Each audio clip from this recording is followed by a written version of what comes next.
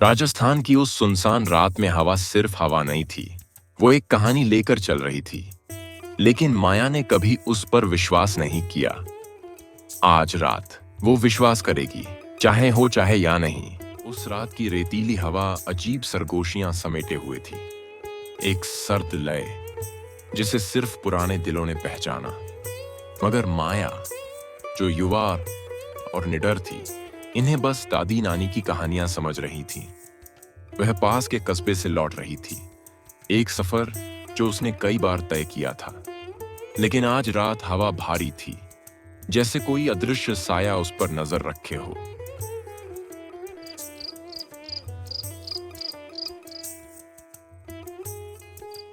बस थोड़ा और, फिर मैं घर पहुंच जाऊंगी। आज ही मेरा इंतजार कर रही होंगी। वह पीपल का पेड़, सदियों पुराना और विकृत, एक प्रहरी की तरह खड़ा था। उसकी शाखाएं कंकाल जैसे हाथों की तरह फैली हुई थीं।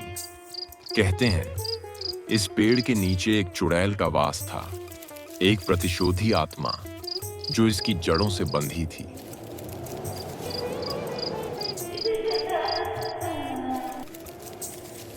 कौन है वहां?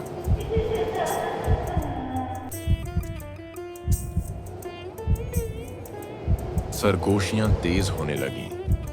पत्तों की सरसराहट के साथ मिलकर एक भयानक धुन बन गई, जिसने माया की रीढ़ में सिहरन भर दी।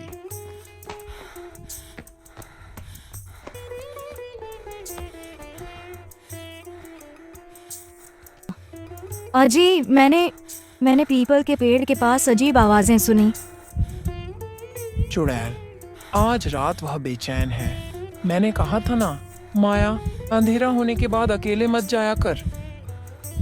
लेकिन आजी, मुझे तो यकीन ही नहीं था। यकीन उन पर कोई फर्क नहीं डालता बच्ची, बस डर और सम्मान मायने रखता है। अब जल्दी से दिया जलाओ, हमें अंधेरे को दूर रखना होगा।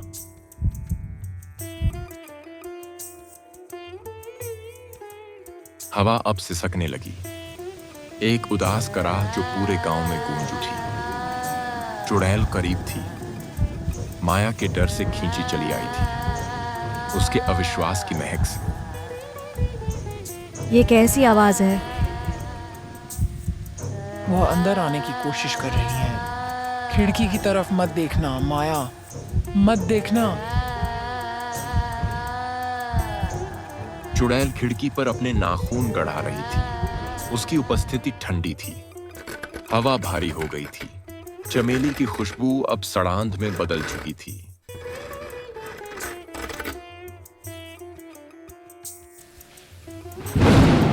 राम, राम, रक्षा करो। अंधेरे में सरगोशियां लौट आईं, अब और करीब, पीड़ा से भरी हुई एक पुकार। चुड़ैल अंदर आ चुकी थी। उसकी मौजूदगी एक ठंडी, दम घोंटने वाली परछाई की तरह महसूस हो रही थी। कुछ कहते हैं कि माया और आजी फिर कभी नहीं देखी गई। कुछ फुसफुसाते हैं कि वे हवा का हिस्सा बन गईं।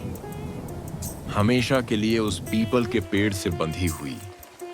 एक सच्ची चेतावनी कि कुछ कहानियां केवल कहानियां नहीं होती, और कुछ सरगोशियां अनसुनी ही रहनी चाहिए।